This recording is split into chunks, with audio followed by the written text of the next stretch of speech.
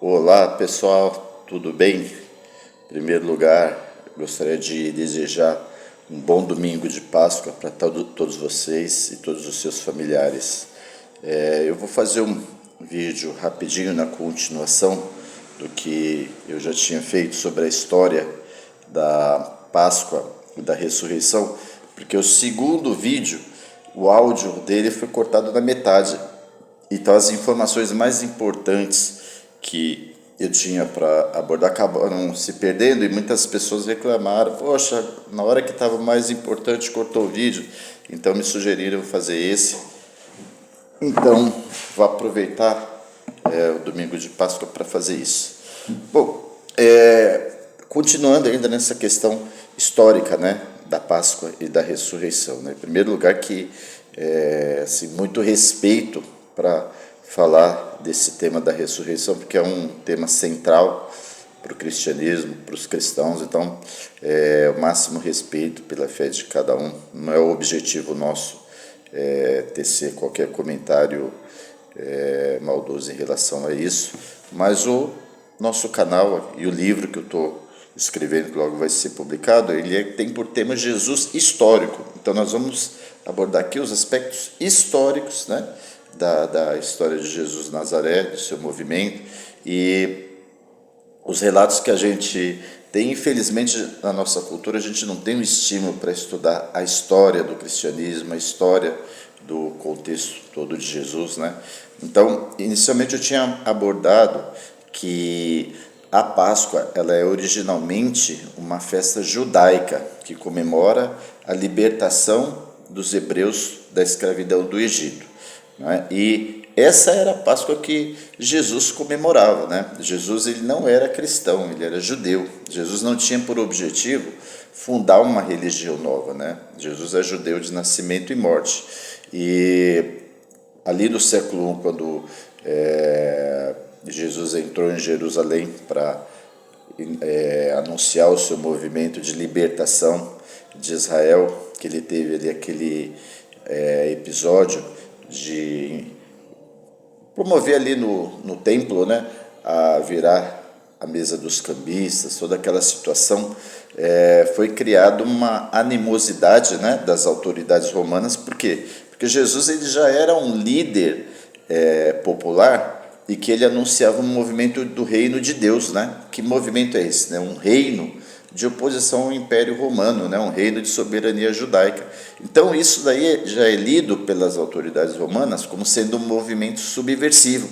E todas aquelas lideranças ali do século I que tinham dezenas, né? Flávio Joséfo cita ao menos uns 30 líderes que tinham movimentos populares com essa proposta de libertação de Israel. Porque você imagina, se a Páscoa é uma comemoração da libertação da escravidão do Egito, de Israel, como que os judeus se sentem comemorando essa festa estando prisioneiro, cativo e dominado pelos romanos, né? Então, Jerusalém, na Páscoa, fervilhava, tinha judeus de tudo quanto é canto. E ali existia ali uma ânsia por um movimento revolucionário que expulsasse os romanos, né? E o Messias aguardado seria o Messias que levasse esse objetivo em frente, né? Então,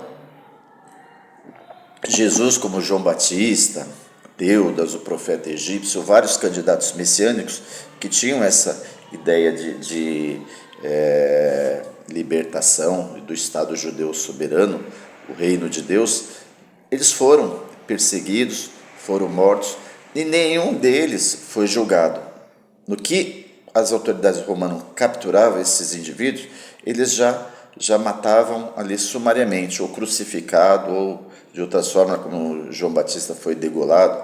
Então, Jesus ele foi levado para a cruz sobre crime, né, de sedição, mas não teve julgamento de Pilatos. Como eu expliquei, a festa da Páscoa demandava ali toda uma atenção do sumo sacerdote, do governador Pôncio Pilatos, que tinha que cuidar da segurança, tudo isso. Eles não têm tempo para julgar um camponês, né, que existem vários camponeses que tinham esses movimentos revolucionários que eram presos sumariamente sem julgamento. Então Jesus não teve o julgamento, né? No que ele foi preso, ele já foi para a cruz. E como eu expliquei nos outros vídeos, que quem estava ali com ele, dos seguidores ali no movimento, no Monte das Oliveiras, no momento da prisão, ou conseguiu fugir, ou morreu ali no conflito, né, no confronto, ou foi preso com Jesus na cruz, foi morto com Jesus na cruz, né? As histórias neotestamentárias, elas são um pouco confusas em relação a isso, mas pelo que a gente conhece da arqueologia e da documentação historiográfica, como funcionava essas prisões, essas crucificações, era assim. No que os romanos chegaram ali no Monte das Oliveiras e encontraram Jesus e seus seguidores, foi assim. Os evangelhos até falam que alguns discípulos todos fugiram, né? E fala ali de Pedro cortando a orelha de um guarda romano, que isso significa o quê? Que realmente houve um confronto físico, né? Houve um confronto violento, né?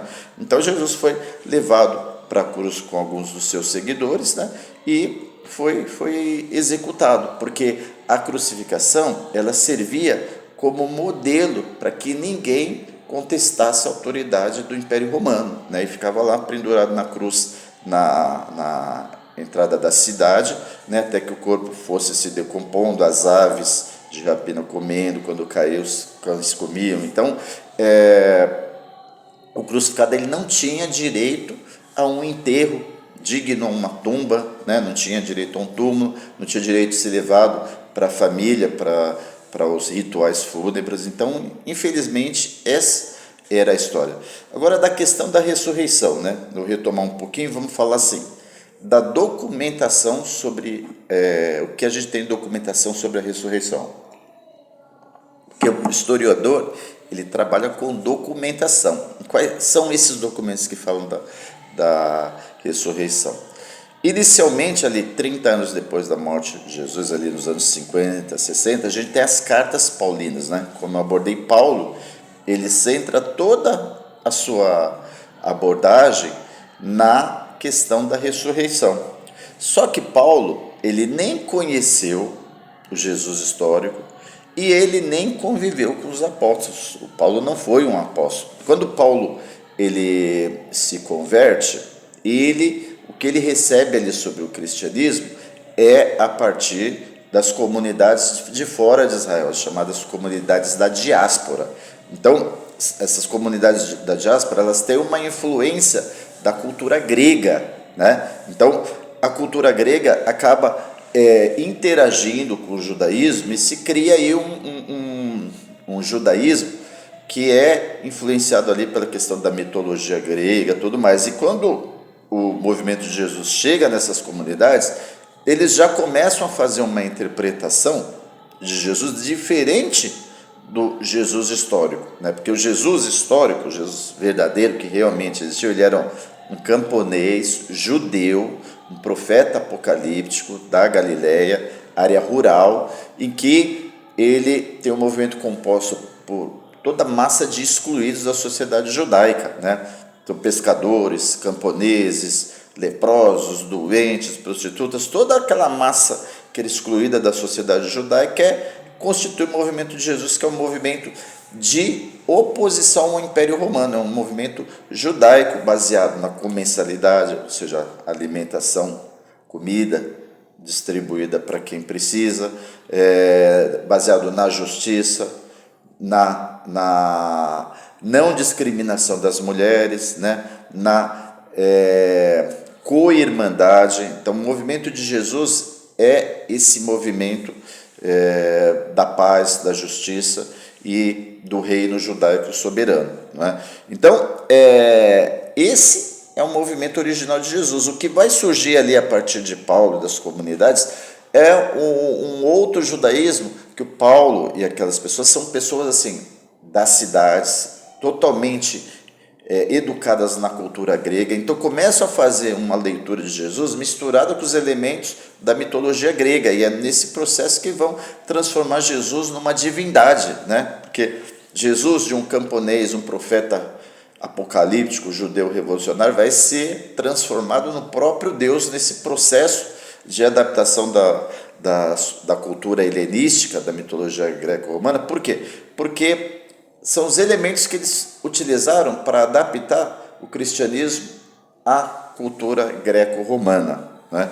E assim, em 70, quando o Templo de Jerusalém foi destruído, para que o cristianismo ele sobrevivesse como uma religião separada do judaísmo, ele foi adaptado, eles tentaram adaptar Jesus a essa cultura, tirando todos os aspectos políticos de Jesus, os aspectos revolucionários, e colocando ele como uma divindade grega, né, para ele ser aceito nessa cultura. Então, partindo da documentação, né, Paulo diz em Coríntios assim: o que eu recebi, eu passo para vocês, que Cristo morreu crucificado e ressuscitou, né? Morreu pelos nossos pecados e ressuscitou. Então, isso é o que Paulo diz. Só que Paulo não dá detalhes sobre como foi essa ressurreição, quem era o Jesus histórico, ele não dá esses detalhes. E ele diz que ele recebeu isso de irmãos que são da cultura grega, né, ali das comunidades cristãs. E aí ele diz que após a conversão dele, e essa conversão que Paulo narra nas suas cartas não tem nada a ver com aquela conversão de Atos dos Apóstolos de cair do cavalo, cegado por uma luz. Paulo não fala nada disso, né? Então, logo após a sua conversão, Paulo foi para a Arábia, passou lá 3, 4 anos, passou um tempo lá. Depois que ele foi para Jerusalém para conhecer os apóstolos, para conversar com os apóstolos. E aí, quando ele foi em Jerusalém, ele narra que ele encontrou Pedro, Tiago e João, que eram os colunas da igreja. E ele diz que não encontrou mais nenhum apóstolo. E vocês vejam bem, se Paulo é um sujeito que constrói sua doutrina baseada na ressurreição, o que é de se esperar, né, nesse raciocínio, que quando Paulo encontrasse os apóstolos, ele questionaria ali como os detalhes da ressurreição, os detalhes da vida de Jesus, Jesus ressuscitou alguém, o que aconteceu, como foi. Só que Paulo, nas suas cartas, ele não fala nada disso, né? Ele não fala sobre ressurreição de Lázaro, sobre ressurreição da filha de Jairo, do filho da viúva de Naim, que são as 3 ressurreições narradas nos evangelhos. Paulo não fala nada disso. Então, se Paulo teve contato com testemunhas oculares, que nem, por exemplo, o evangelho de João, que diz lá que Jesus ressuscitou Lázaro. Se realmente esse evangelho foi escrito por João, e Paulo conversou com João, essa informação não chegaria a Paulo, né? João não diria: olha, Jesus, além de ter ressuscitado, a ressurreição foi assim, assim, assado, ele ressuscitou Jairo, ressuscitou a filha, aliás, ressuscitou Lázaro, ressuscitou a filha de Jairo. Então, todos esses detalhes viriam, né, para a abordagem de Paulo. Paulo teria conhecimento disso. Olha, eles falariam: olha, inclusive, Jesus ele nasceu de uma virgem, né? Maria era uma virgem, teve uma polêmica assim. Então Paulo saberia de tudo isso, porque ele teve contato com as testemunhas oculares. Só que Paulo não fala uma linha sobre esses episódios, né? Não fala uma linha. Ele não conta praticamente nada sobre Jesus histórico, né?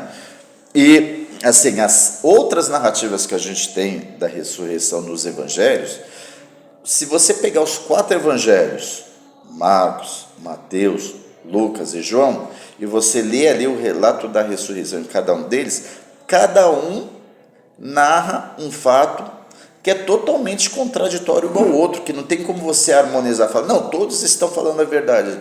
Não tem como ser harmonizado, porque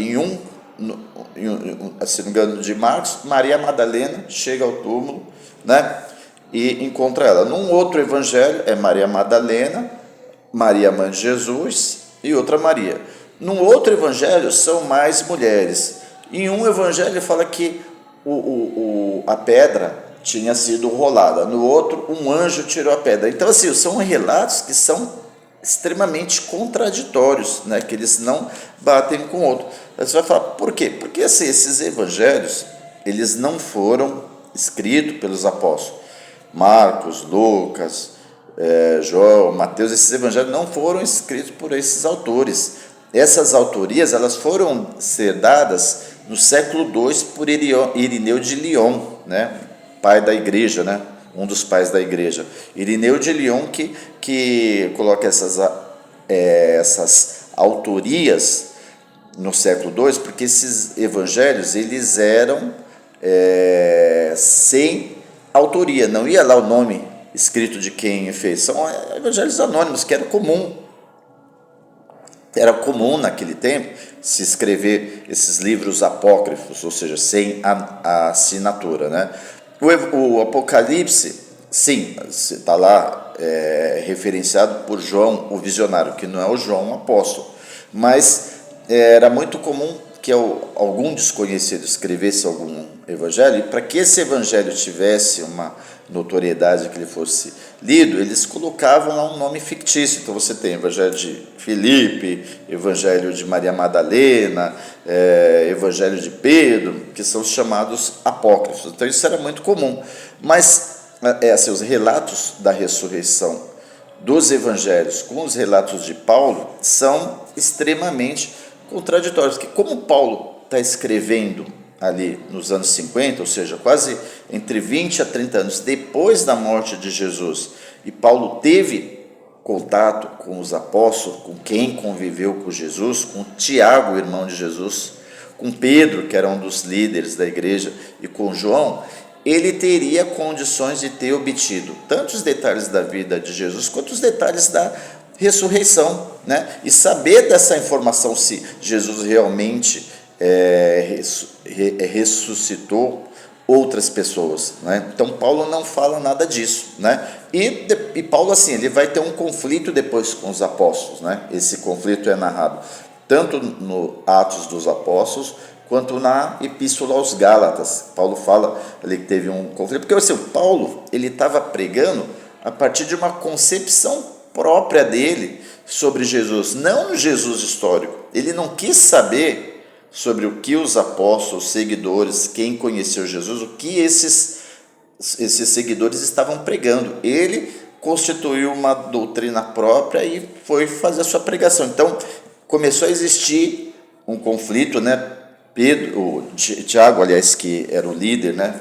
Foi o líder da igreja ali que substituiu Jesus, né? Igreja, quando eu digo igreja, não é igreja no sentido que se entende hoje, mas sim igreja no sentido de assembleia, eclésia, ou seja, uma junção de pessoas. Então, Tiago, ele repreendeu Paulo pelo que ele estava pregando, que não tinha nada a ver com Jesus. Então, o que eu concluo disso aí? Que os apóstolos não trouxeram a Paulo essa questão da ressurreição, porque, como eu falei, quem estava ali no momento da prisão de Jesus, quem sobreviveu porque fugiu, né? Ou foi morto no confronto, ou foi crucificado, ou seja, não tem testemunha ocular para falar da ressurreição de Jesus, né? E Pedro, João e Tiago, eles sobreviveram, e vocês vejam que assim, nos evangelhos, fala da questão lá de Pedro ter negado Jesus, né? Isso daí, provavelmente, não que tenha acontecido mesmo, são memórias de que seguidores de Jesus podem ter traído, podem ter fugido, e, né, essa questão de Pedro ter negado pode ser uma memória de que Pedro foi um dos que fugiu ali no momento, tanto que ele sobreviveu e Paulo conheceu ele, né? Inclusive, Pedro e Paulo tiveram um conflito que é narrado lá em Gálatas, porque Pedro, ele almoçava ali, fazia as refeições com os gentios, né? Que são os gentios? Os gentios são os não-judeus. E aí, quando chegavam os judeus, ele saía, né? Porque pelas leis judaicas, né, recomenda-se que o judeu faça a alimentação kasher, né? Que é a alimentação específica ali do judaísmo, e não se misture com os gentios, né? Principalmente nas refeições. Então, Paulo narra esse conflito que eles tiveram, né? E a outra questão também, que quando Paulo cria essa doutrina da salvação que Jesus morreu pelos nossos pecados, né? Primeiro que assim, a noção de pecado. Paulo, ele constrói aquele conceito famoso do pecado original, segundo o qual nós e toda a humanidade seríamos herdeiros do pecado original de Adão e Eva, né? E que a morte de Jesus seria para nos tirar desse pecado. Primeiro que assim, isso é uma invenção paulina, porque na tradição judaica não existe essa noção de pecado original, né? É uma noção criada por Paulo e aprofundada mais tarde por Santo Agostinho, mas não existia essa noção de pecado original. E quando ele coloca que Jesus morreu pelos nossos pecados, que é o Cordeiro de Deus, porque assim, ele faz essa referência metafórica ao Cordeiro, porque o Cordeiro ele era sacrificado ali na Páscoa, desde Êxodo, né, quando o anjo da morte diz lá que os hebreus tinham que matar um cordeiro e passar o sangue nos umbrais das portas, né, que o anjo da morte perdoaria. Então, assim, essa noção de que em Jerusalém, no templo, se fazia o sacrifício de animais, principalmente cordeiros, né, na Páscoa, que era uma forma de expiação de pecado. Então ele cria essa metáfora, fala que Jesus é o Cordeiro de Deus, porque ele foi sacrificado pelos nossos pecados. Então, assim, essa noção não existe no judaísmo, nem de sermos herdeiros do pecado original, e nem de que a morte de um ser humano ela redime o pecado do outro. Isso não existe no judaísmo. No judaísmo, ele é proibitivo a sacrifícios humanos. Então não teria como um ser humano morrer para salvar o pecado dos outros, né? A salvação dos pecados no judaísmo ou era através dos rituais dos sacrifícios no templo, né? Ou no dia do Yom Kippur, que é a festa do dia do perdão judaico, ou numa vertente de João Batista, que existia ali o batismo, que era para arrependimento e remissão de pecados, mas jamais um ser humano morrer para salvar o outro. Então, é uma abordagem mitológica de Paulo, isso não está dentro do judaísmo. E Jesus ele segue o quê? O judaísmo. Jesus é um judeu, então ele segue esses preceitos de judaísmo. Jamais Jesus diria que ia morrer, se sacrificar para salvar os pecados de alguém. Isso não existe, gente, é uma invenção cristã a partir do Paulo, né? Eu respeito a fé de todo mundo, mas vamos estudar a história, vamos saber como as ideias são criadas, como os conceitos foram criados, né? Porque tanto a Páscoa cristã quanto o Natal foram invenções cristãs datadas ali do século IV. Não é uma tradição que vem de Jesus. Na Bíblia não existe nada, ninguém sabe a referência de qual é a data de nascimento de Jesus, né? Então,